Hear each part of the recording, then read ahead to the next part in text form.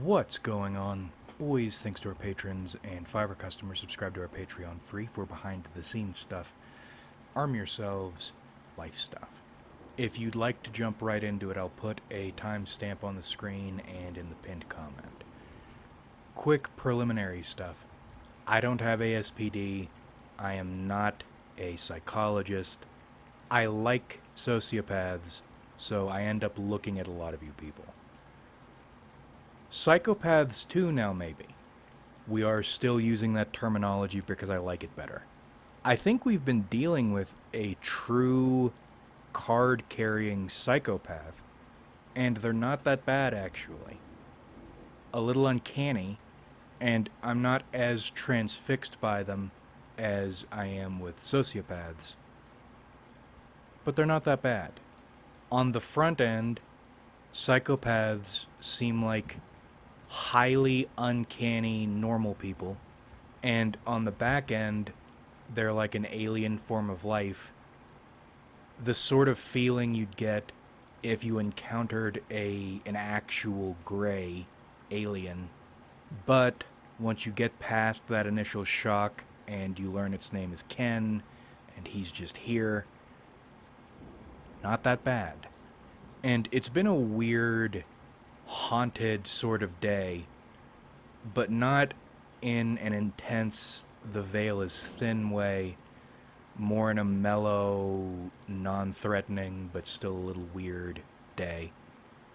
More positive than negative, which you don't get with these veil moments. And I passed out after work, and I had a dream in which this German soldier was hunting me, and I shot him to death with a revolver, 2 revolvers, but only 1 bullet. And while I was running, I had a moment to think, and I realized that felt good, and that's a problem, because there is no safe way to engage in that feeling in society. So either I go the rest of my life without experiencing this extreme high, or I put myself continuously in situations in which I could be the one getting killed. And neither is optimal, and I'm fucked now because I can't go back from this. And the first thing I thought upon waking up wasn't the typical prolonged God I hate Germans rant in my head. It wasn't, boy am I glad I don't have to deal with that feeling in real life. It was, boy, addiction must suck for the sociopaths among us. Because I'm still of the mind, sociopathy is not a disability. It's not a condition, and it's not really something you can, or maybe even should, cure. Management, if anything. Trying to cure a sociopath would be like trying to cure a gun. And that's dumb, because this is a world in which you need guns sometimes. Good management strategies for when you don't need a gun, but sometimes you need a gun. And in that half-awake state, in that half-light, I was imagining sociopaths as these post-human lizard people, some Rain World shit. Sociopaths have apocalypse brain. And that's why there are so many weird little contradictions in their behavior. And there's a word for it. It sounds like asynchronous or asynchronicity, but it's not that word. It's another word. Sociopathy, to me, looks like a subroutine the species can run, or a switch the species can flip when a dark age is upon us. Because people act like sociopathy is defined by all these negative traits, but they're negative only if you're operating under the assumption socialization is the be-all, end-all of the human experience, and it's not. Far from it. And furthermore, the positive shit doesn't get talked about.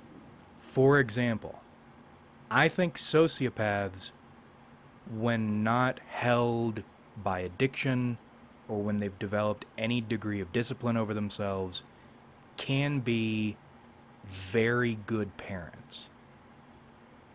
Not always, because it seems like this shit runs in families, and the condition, it's like the trial of the grasses, the conditions under which sociopathy can develop is often created by one ASPD parent for a child who will go on to develop ASPD. Nonetheless, sociopaths who are parent maxing do it easily and well, teaching their children how to deal with the socialized world and the not so socialized world. If all that's left after the collapse is dirt, then sociopaths are fertile soil out of which the little buds of a new society can begin to grow. You hear all this shit about sociopaths being this way or that way with people, and they can't do this and that. But with their children, they're still very ASPD-ish, but they're different people. They are serving a function. And that's because sociopaths are like eggs. They are extraordinarily human, maybe even super socialized deep inside. Deep inside, they pedestalize the values necessary to build a good society. They're like living emergency survival kits, built to deal with an unfortunate standard, should we fall there, so you can get back to a more livable standard. But how does addiction factor into all this? Well, sociopaths are problem solvers by nature, which is another thing I don't see people talk about much. Probably because they're solving their own problems and maybe creating problems for other people while they're doing it. Nonetheless, fixing shit and finding ways to do shit better is in their nature. You really need to imagine them as apocalypse survivors, post-human lizard people. They will do what they have to do to get through, and once they view it as necessary, there's not going to be a lot of hesitation. Now, addiction is dangerous to sociopaths. Addiction is a terrible thing. It's dangerous to everybody, but it is really dangerous to sociopaths, because their survivalist nature comes with a lot of side effects. Neural strain, maybe. You'll hear sociopaths often talk about boredom, how big of a role boredom plays in their lives. Depression, too, but I think all this shit is rolled into one thing. And this is my theory, the way your brain or your nervous system, whatever it is, gets you to do the things your mode of existence requires you do. From the outside, sociopath depression and boredom look like they serve to keep sociopaths moving and acting. Because if you have time to sit around and be happy, then you're giving someone or something else time to kill you or to ruin your shit.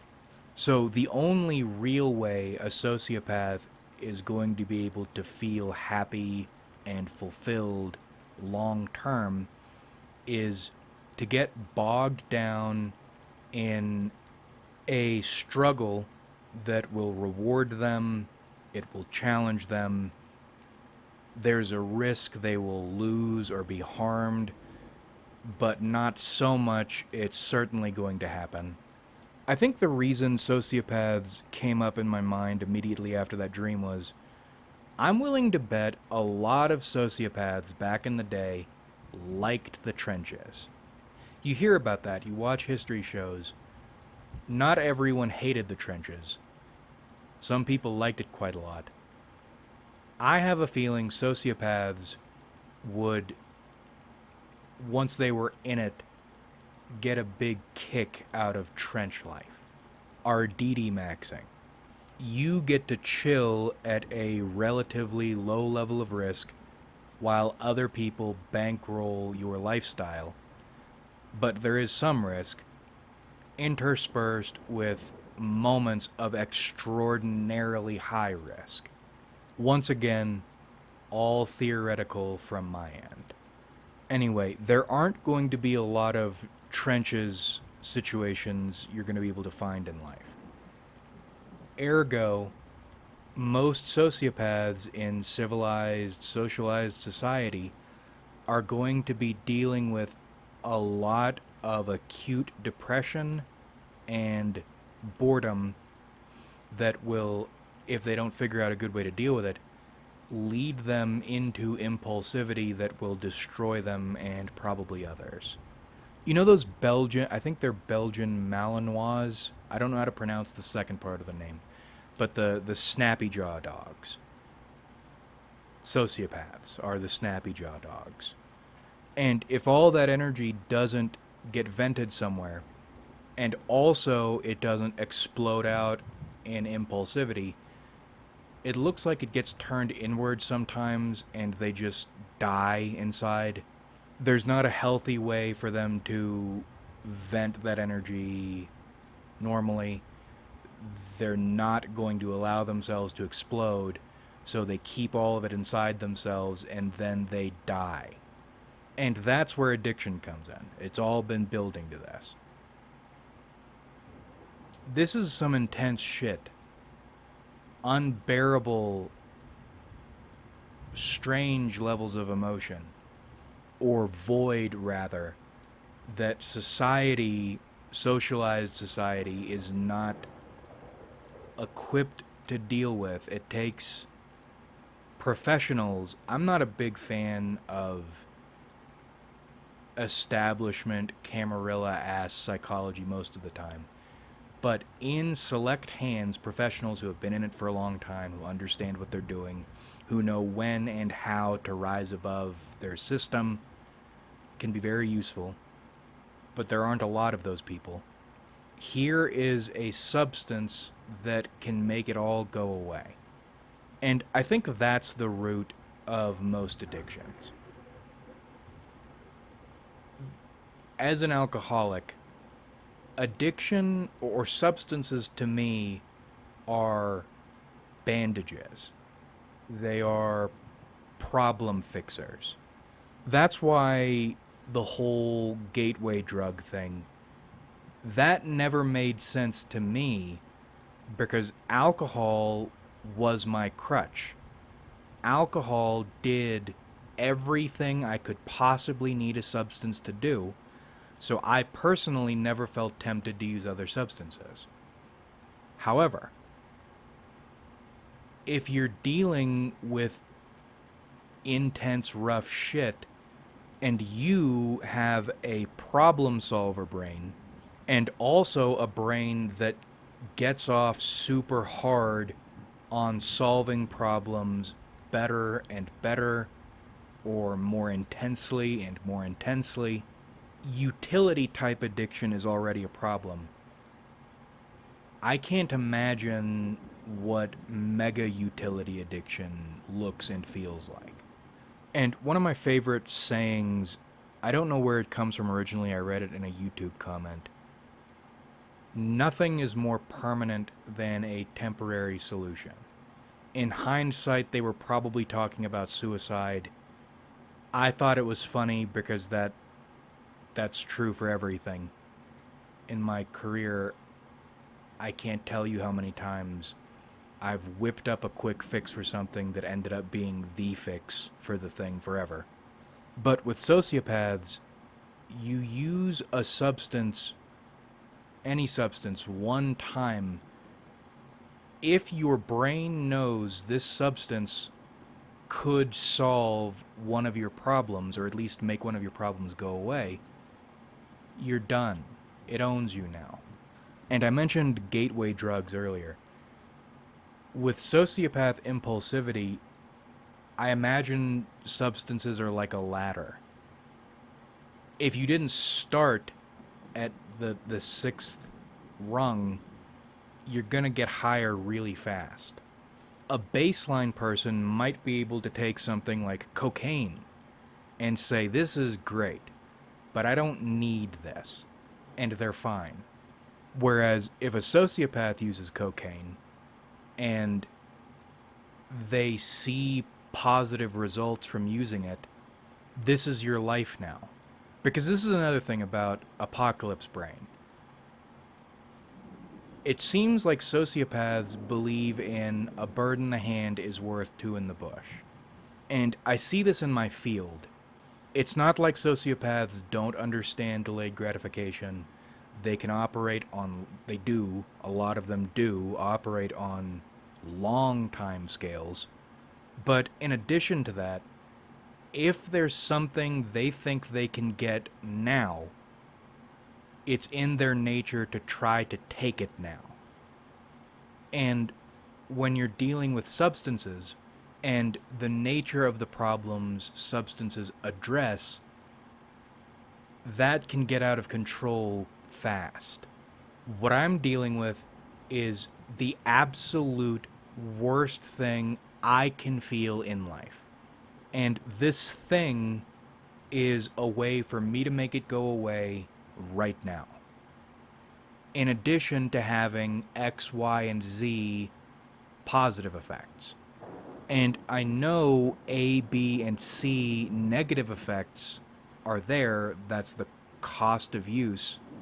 But I can justify that to myself in the moment if this thing is going to get me through this moment. And then you're addicted to crack. You are the exact sort of person drugs target, or people target, take advantage of using substances. Literally, just say no. This is an adult dare video. If you want some substances to use, caffeine and nicotine. You can go black coffee, you can do Monster Zero Ultra, you can even do caffeine pills, although that's a little soulless. You can smoke cigarettes, you can smoke cigars. If you're a true patrician, you can smoke pipes. Although, I do enjoy cigarettes. And I'm not really joking about this either. It's a weird meme in mysticism circles and in recovery circles. Weird overlap there. There's probably something to it. You look at most high-level mages, they enjoy their caffeine and nicotine. You look at any recovery, anything. Lots of people drinking coffee, lots of people smoking cigarettes. I have my theories on why. I think everybody needs some kind of vice. Your life gets a lot better when you have a vice or two. But the key is finding vices that work for you or more for you than against you. Right? You're dealing with a lot of shit.